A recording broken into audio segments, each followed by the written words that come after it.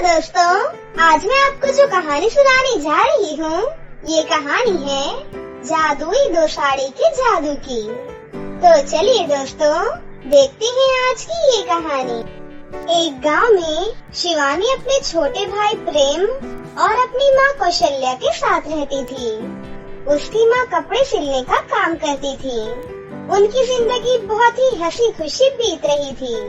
फिर एक दिन, बेटा शिवानी, आज रात को मैं घर नहीं आ पाऊंगी।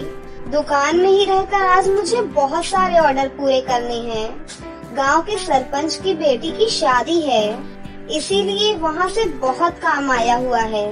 कोई बात नहीं माँ, मैं भी आपके साथ चलती हूँ, आपकी मदद कर दूंगी।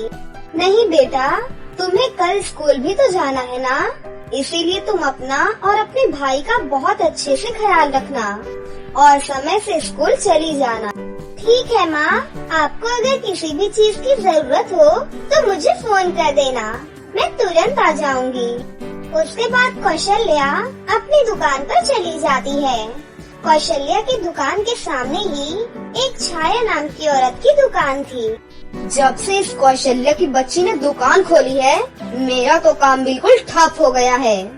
आज इस सरपंच के ऑर्डर मुझे मिलने वाले थे और कहाँ इस भिखारन को मिल गए।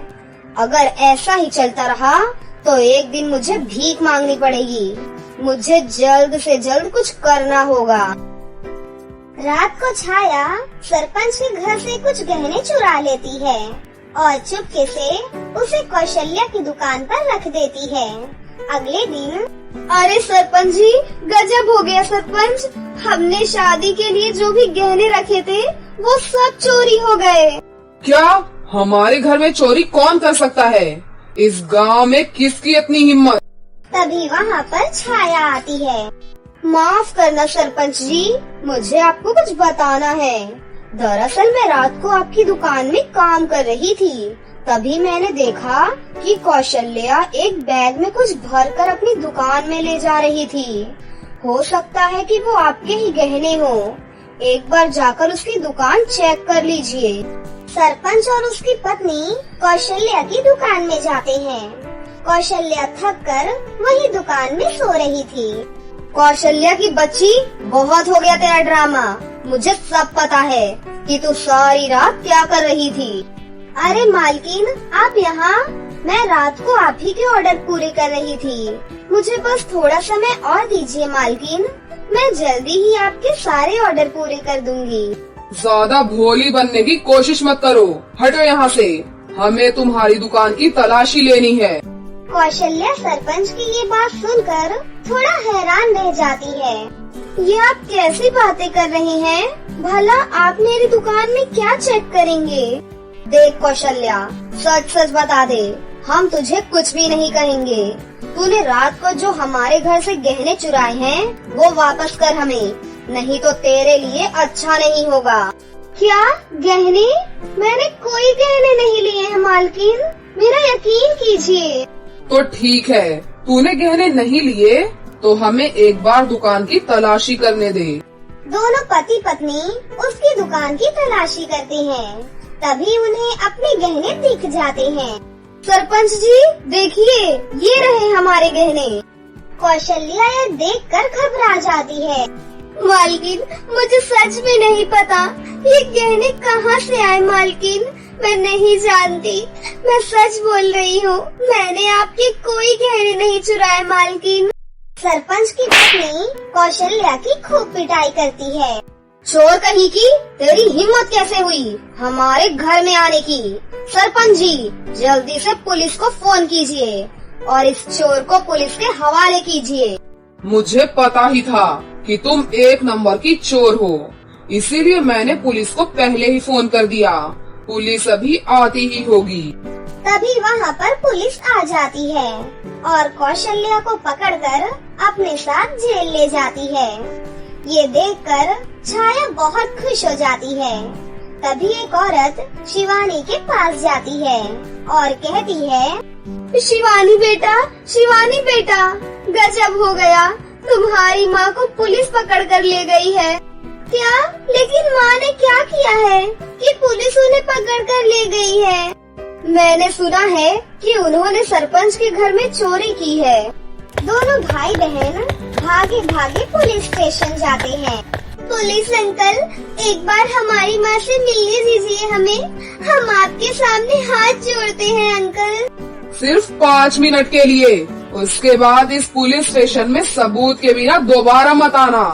दोनों भाई बहन अपनी माँ के पास जाते हैं। माँ, आप चोरी नहीं कर सकती माँ, मुझे सब पता है। फिर आपको इस तरह जेल में क्यों डाला हुआ है माँ? पता नहीं बेटा, मेरी दुकान में किसने सरपंच के गहने रख दिए। मैं सच बोल रही हूँ बेटा, मैंने कोई चोरी नहीं की थी। मुझे आप पर पूरा यकीन है माँ, लेकिन आप बिल्कुल चिंता मत कीजिए, मैं जल्दी आपको बाहर निकलवाऊंगी। उसके बाद दोनों भाई बहन अपने घर वापस चले जाते हैं। दीदी, हम माँ को कैसे बाहर निकालेंगे और अब हमारे घर का खर्चा कैसे चलेगा दीदी? तू बिल्कुल चिंता मत कर छोटे, तू आराम से बस स्कूल जा और मन लगाकर पढ़ाई कर। मैं कुछ न कुछ काम जरूर ढूंढ लूंगी। उसके बाद शिवानी काम मांगने के लिए गांव में जाती है, लेकिन सभी लोग उसको अपने घर से भगा देते हैं। अरे तेरी माँ तो चोर है चोर, तो चोर की बेटी भी तो चोर ही होगी ना। जैसी माँ वैसी बेटी, हम तुझे अपने घर में काम कभी नहीं देने वाले, समझी? पता नहीं कब क्या चोरी करके भाग जाए, चल जाए यहाँ से। सभी लोग धक्के मारकर उसे अपने घर से भगा देते हैं। वो दुखी होकर एक नदी के किनारे जाकर रोने लगती है। हे भगवान, ये सब क्या हो गया? गांव में कोई भी हमसे बात तक नहीं करना चाहता। सभी लोग मेरी माँ को चोर समझ रहे हैं। अब मैं अपनी माँ को कैसे बेगुनाह साबित करूँगी? मैं क्या करूँ भगवान, जिससे मेरी माँ बाहर आ जाए। तभी वहाँ से एक परी गुजर रही थी। तभी उसकी नजर शिवानी पर जाती है और वो उसके पास जाती है और बोलती है, अरे क्या हुआ बेटा, तुम रो क्यों रही हो? उसके बाद शिवानी परी को वो सारी बातें बताती है। उसकी बात सुनकर परी को उस पर बहुत दया आ जाती है। अरे बेटा, ये तो तुम्हारे साथ बहुत बुरा हुआ, लेकिन तुम चिंता मत करो बेटा, मैं तुम्हारी मदद करूँगी। फिर परी अपने जादू से वहाँ 2 जादुई साड़ियाँ प्रकट कर देती है। बेटा, ये जादुई 2 साड़ियाँ हैं, तुम इन दोनों साड़ियों को अपने साथ ले जाओ, ये तुम्हारा हर दुख दूर कर देंगी। फिर एक जादुई साड़ी से एक चुड़ैल निकलती है और वो छाया के पास जाती है और छाया की खूब पिटाई करती है। अरे चुड़ैल, तू मुझे पीट क्यों रही है चुड़ैल? झूठी औरत, ज्यादा शरीफ बनने की कोशिश मत कर, चुपचाप पुलिस स्टेशन चल और अपना गुनाह कबूल कर, नहीं तो मैं तुझे कच्चा खा जाऊंगी। नहीं, मुझे माफ कर दो, मैं चलती हूँ ना तुम्हारे साथ, मैं पुलिस को सब कुछ बता दूंगी, बस तुम मुझे छोड़ दो। छाया भागी भागी पुलिस स्टेशन जाती है और पुलिस को सारी बातें बताती है। पुलिस उसे पकड़कर जेल में बंद कर देते हैं और कौशल्या को छोड़ देते हैं। हमें माफ कर दो, हमने उस दुष्ट औरत पर विश्वास किया और तुम्हारे साथ बहुत बुरा किया। कोई बात नहीं सरपंच जी, वैसे भी अमीर लोग थोड़े नादान ही होते हैं। उसके बाद कौशल्या के पास दूसरी जादुई साड़ी से बहुत सारी धन दौलत हो जाती है। अब उनकी गरीबी पूरी तरह से दूर हो जाती है और उसी साड़ी से वो जो भी मांगते थे उन्हें वो सब मिल जाया करता था। इसी तरह अब तीनों लोग बहुत खुशी से रहने लगे थे।